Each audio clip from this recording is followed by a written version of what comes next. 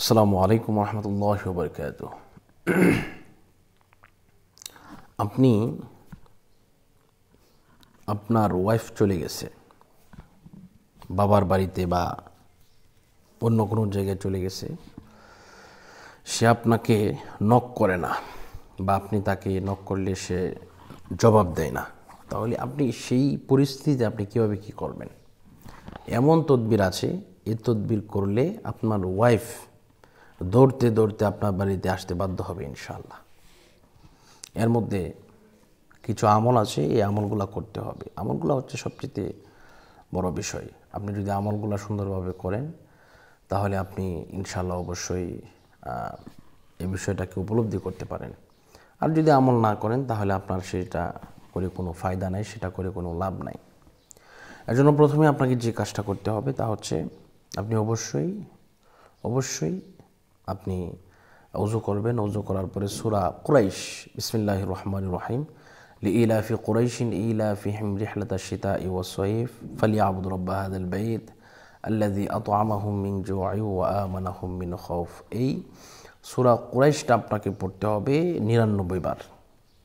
কতবার? ৯৯ বার এই সূরা কুরাইশটা পড়তে হবে। আপনি প্রশ্ন করতে পারেন যে হুজুর, পড়ার সময় প্রতি বারবার কি বিসমিল্লাহ বলতে হবে কি না? হ্যাঁ, অবশ্যই।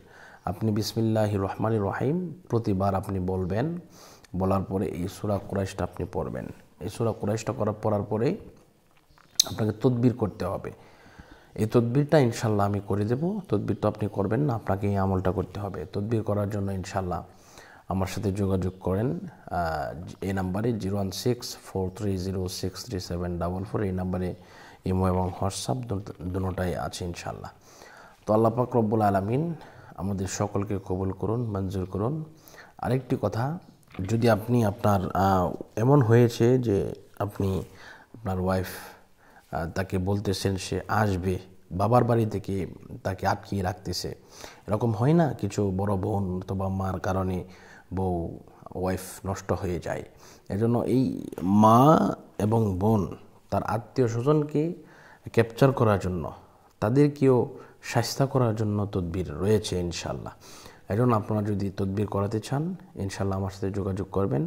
অবশ্যই আপনারা আপনাদের মনের ইচ্ছামতো আপনাদের মনের ইচ্ছামতো ইনশাল্লাহ কাজ করতে পারেন এবং আপনার চলে আসবে, আপনারা শাস্তা করতে পারবেন ইনশাল্লাহ। তো সকলের কাছে একটি অনুরোধ, আপনারা যারা এখনও আমার চ্যানেলকে সাবস্ক্রাইব করেন নাই সাবস্ক্রাইব করেন, যারা করেছেন ধন্যবাদ জানাচ্ছি। এই মুহূর্তে বিদায় নিচ্ছি। আসসালামু আলাইকুম রহমতুল্লাহি ওয়া বারাকাতুহু।